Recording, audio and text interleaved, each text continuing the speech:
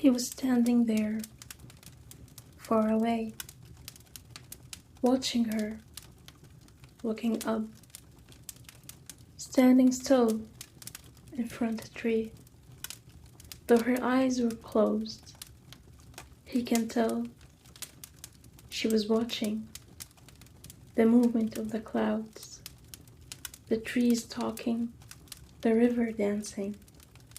She would tilt her head, and he would tilt his head with her, watching from afar, admiring from afar, falling for her from afar, since they were kids, till now, when they are both finally grown, and his love for her finally known.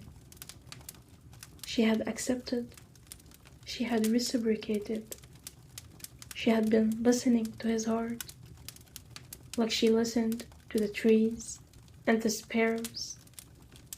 He would give her a rose and a bag of raisins, and she would sing for him a lullaby. He walked with her in the forest.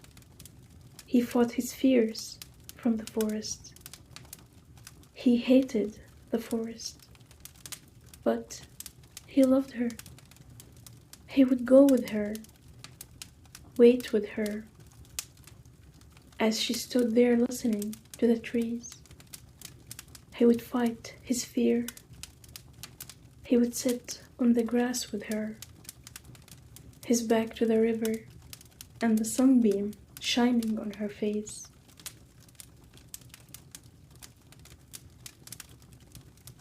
He ignored his terror and stood with her in front of the giant tree. It crept on his skin, those tiny voices. But he would laugh, he would smile, for his Oriana. One day, she had gone alone. He usually knew where she would be, so he went to the giant tree. But she was not there. He was already afraid coming alone to the forest. He panicked. He looked around. The tiny voices crept again. He was running now. He stumbled. He fell. He hit his head. And there it was, an herb. The voices were stronger. "My love," she called for him.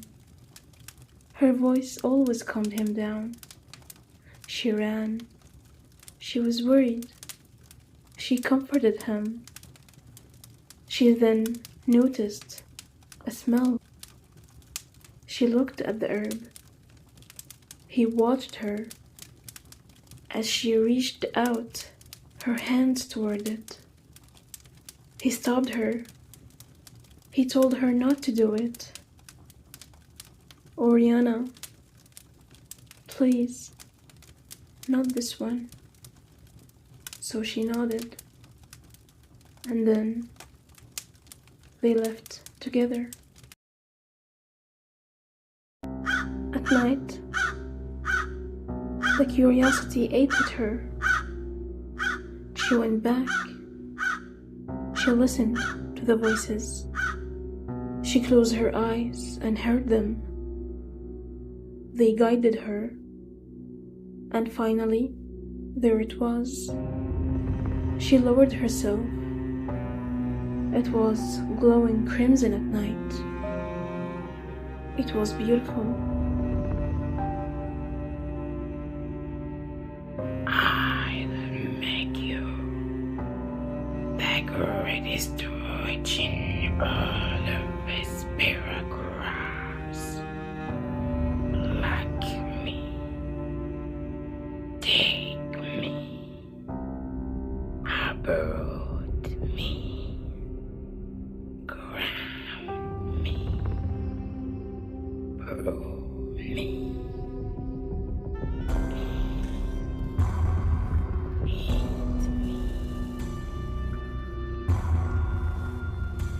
So she did. The young witch knew no better. He looked at her, and he knew something was different. She smiled at him.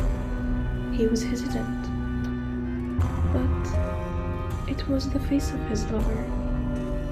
So he buried his dread, like he always did for her. He approached her. Her eyes glowed crimson. His young lover, now aged. A muddy smell reeks from her, and before he could say anything, a stab through his stomach. He fainted. He woke up, tied to a chair, tears in his eyes. She was grabbing the herb, shoving it in his mouth. She was holding a needle. Now, try not to swallow, for you are the seed for my next plant. The seed for my next plans. It wasn't her. Whatever figure stood in front of him, sewing his mouth. It was just a corpse of her.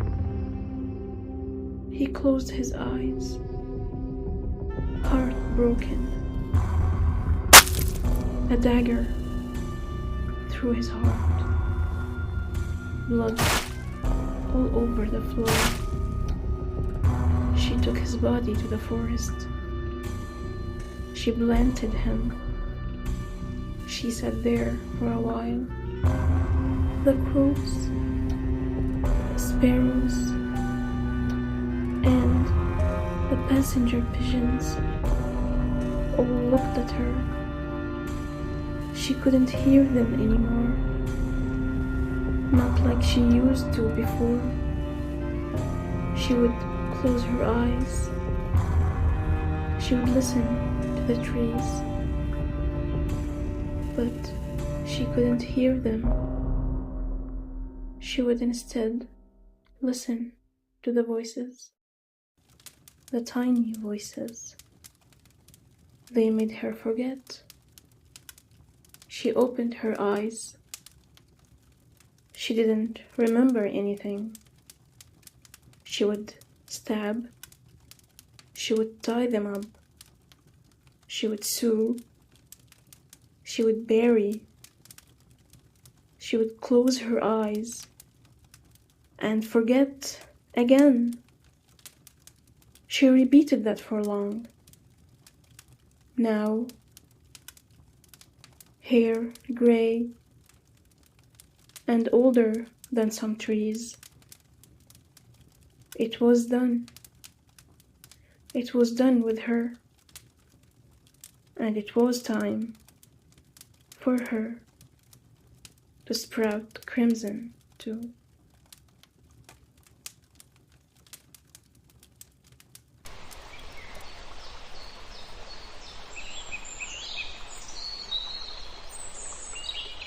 I don't know, where would I be without you, my love?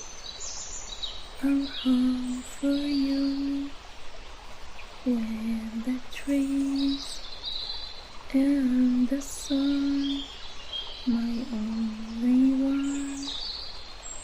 For my love, I'll hunt for you.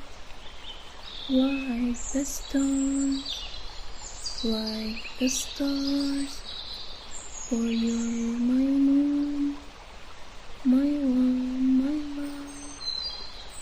Till the stars fill our sky with light and joy, I'll fill your heart with lots of love. Like the forest filled with trees and lots of shines. Until